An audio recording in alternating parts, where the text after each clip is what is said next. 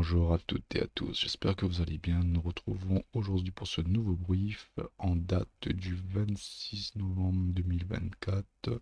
Comme d'habitude, nous allons voir le calendrier économique, puis nous allons analyser le S&P 500, le Nasdaq et nous finirons par le BTC. Avant de commencer cette vidéo, si jamais vous appréciez le travail qui est fourni, n'hésitez pas à mettre un petit like et à partager cette vidéo et surtout à commenter.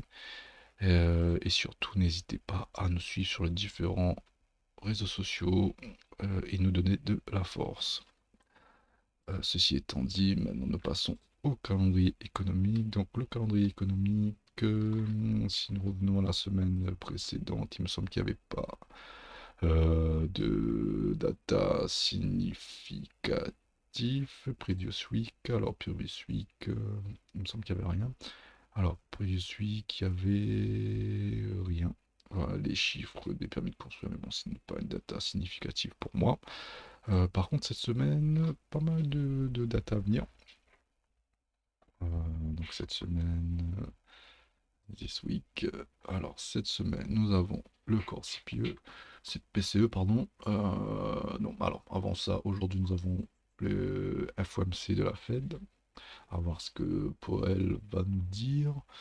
Euh, Surtout demain, pour moi, la data la plus importante, nous avons le corps PCE. Donc le corps PCE, c'est les prix à la consommation, donc c'est l'inflation sans élément ni énergie. Ensuite, nous aurons les achats durables, si on peut dire ça comme ça. En fait, c'est des achats avec un investissement à long terme, enfin un investissement à long terme, donc qui dit entraînant un amortissement. Donc, les achats à long terme, ça peut être les véhicules, les machines d'usine assez chères, donc, voilà, sur lesquelles il faut emprunter, sur lesquelles l'achat de ces éléments demande un amortissement un peu plus long terme. Ensuite, nous avons les chiffres du PIB. Donc, nous avons un consensus à 2,8, un forecast à 2,8 et une prévision à 3.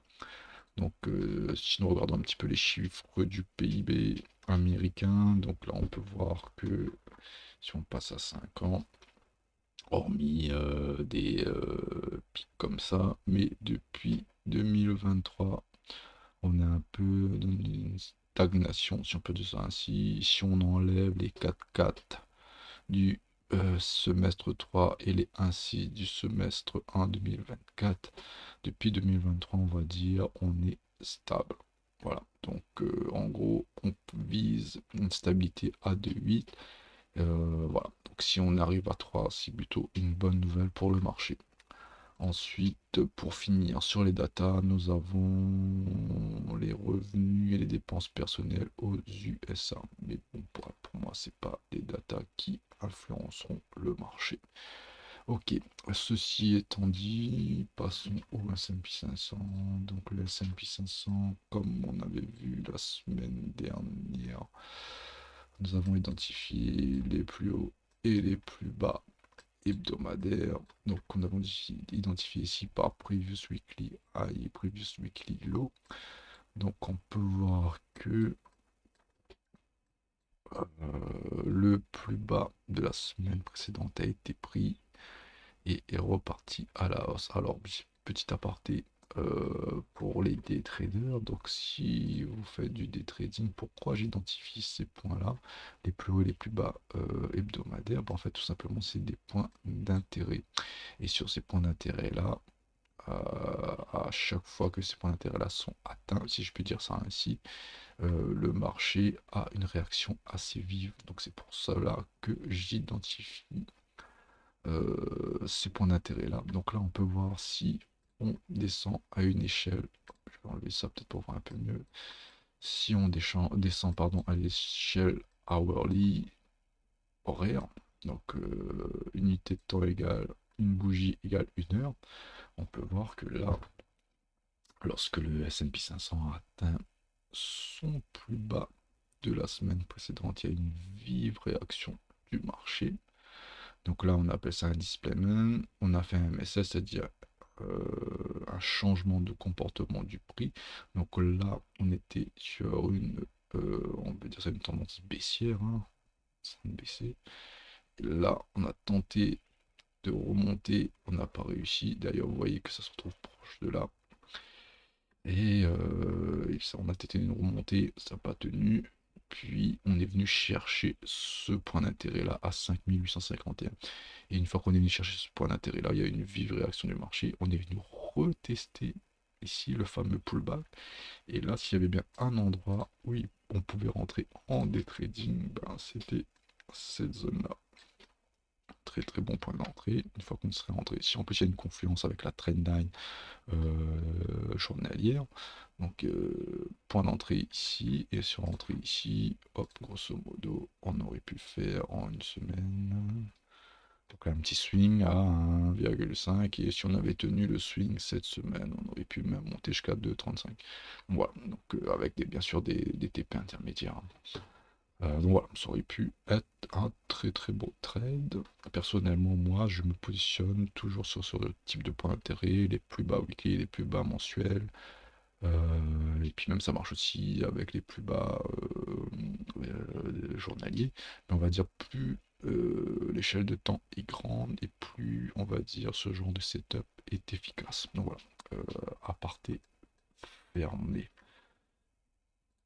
Donc si on revient en mensuel, donc on peut voir que le S&P 500 a tenu son imbalance. Par ailleurs, on a vu que l'ancien plus bas hebdomadaire a été pris, on a formé un nouveau plus bas hebdomadaire qui est ici. Donc, on va l'identifier, ce plus bas maintenant qui est ici. Voilà. Maintenant, le plus haut de il y a, pas de la semaine précédente, mais il y a 2 semaines, n'a toujours pas été pris. Donc, on va le garder ici.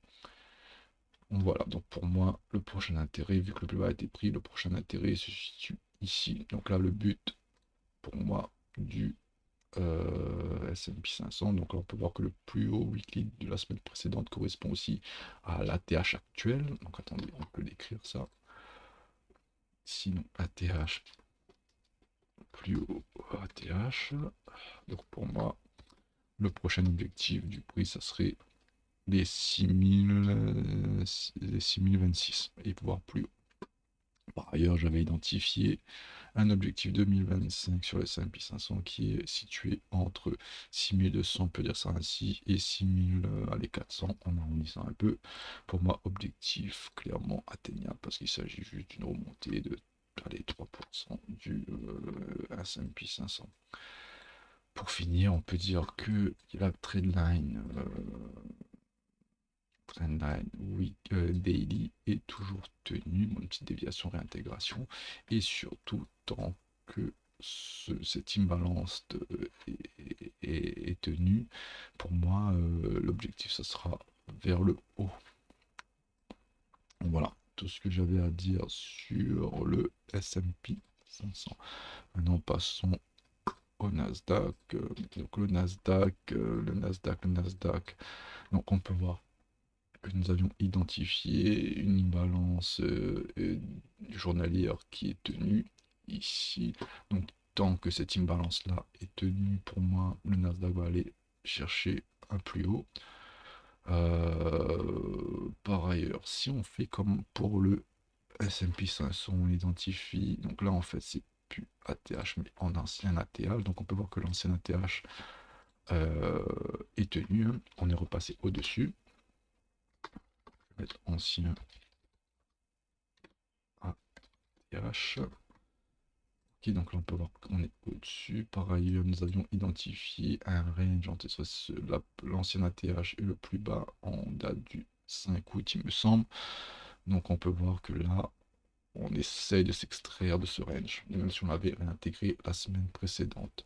De plus, nous pouvons voir que la trendline, si on regarde en daily, un peu plus belle, la trendline, elle est tenue pour le moment. Donc tout ça pour dire que au jour d'aujourd'hui, l'objectif du Nasdaq reste quand même aller faire un plus haut. Maintenant, si on identifie les plus hauts weekly et les plus bas weekly, donc déjà on peut voir que le plus bas weekly de la semaine précédente, enfin il y a 2 semaines, a été prise.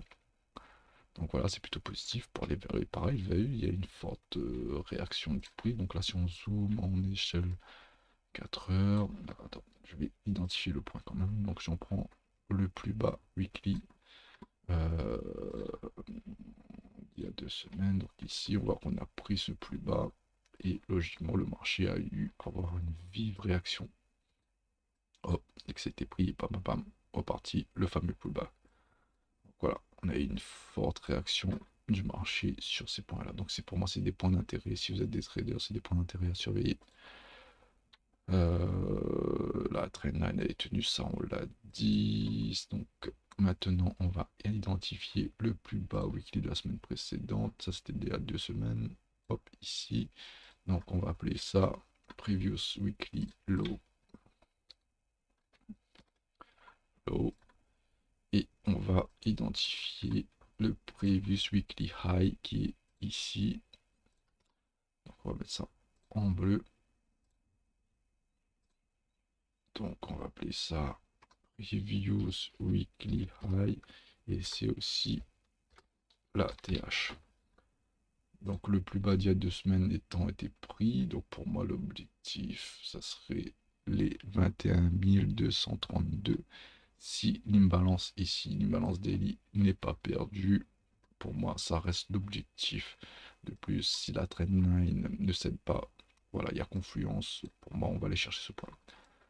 Tôt ou tard, cette trendline va être rompue, et tôt ou tard, je pense que ces points-là, ces points-là, ces points-là vont être nettoyés. Maintenant, quand est-ce que ça va être fait, je ne peux pas vous le dire. Donc là, pour le moment, on reste bullish sur le Nasdaq et également le S&P 500.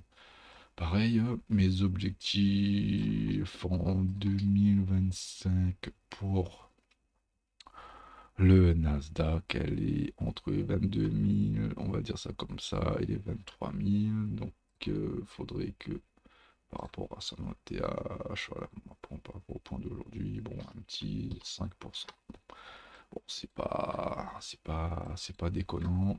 Voilà, moi, je pense qu'on peut y arriver sans trop de problèmes, mais pour ça, il faudrait que les marchés se réveillent. Je pense que l'investiture de Trump, ce sera un catalyseur.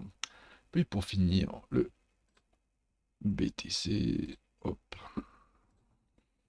Alors sur le BTC, alors on avait vu qu'il y avait un triangle. Voilà, on peut le voir en daily, un triangle de compression qui était en train d'être réalisé sur le BTC. Hop, ici. Donc le triangle a été cassé vers le haut. Si nous descendons une échelle plus basse, donc on peut voir le triangle un peu mieux encore. Hop, triangle, hop, vers le haut, qui a été cassé vers le haut. Cette compression qui a été cassée vers le haut. Maintenant, si on prolonge cette droite ici, il est fort probable que le BTC vienne pullback dans cette zone avant de reprendre son ascension. De plus, ce qu'on peut rajouter sur le BTC, c'est que depuis son ascension du 5 novembre, le BTC n'est jamais venu combler aucune imbalance. Donc on peut voir, il y en a une ici, elle n'a pas été comblée. Ici, pas comblée ni retravaillée. Et là, pour une fois, nous avons une imbalance qui a été comblée parfaitement. Travaillée et comblée. Donc, ici, une balance. Hop. Daily. Voilà, donc logiquement, hop, on va mettre ça en vert. Voilà, donc elle a été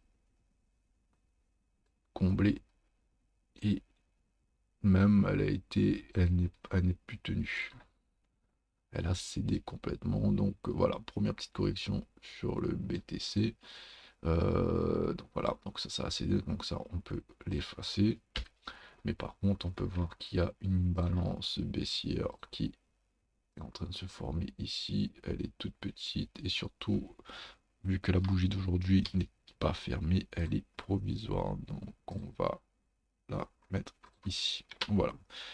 Pour que le BTC puisse repartir à la hausse, donc il faudra à minima qu'elle reprenne son imbalance ici, qu'elle la casse quelque part vers le haut. Au pire des cas, on reteste cette ligne-là, ici, qu'on peut prolonger, petit pullback ici, et on repart. Et vraiment au pire des cas, bah, il reste cette imbalance là qui n'a pas été retestée. Donc dans un autre scénario, on peut imaginer que le BTC corrige un peu plus.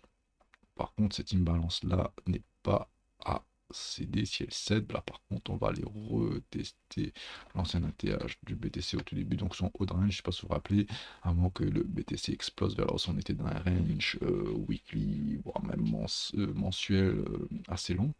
Donc on pourrait revenir retester ici, mais logiquement, le niveau que le BTC ne doit surtout pas perdre, c'est les 84 à 81 000 $. Si cette zone cède, alors on peut s'attendre à une correction plus sévère. Bon, déjà, si on a une petite correction ici, on vient.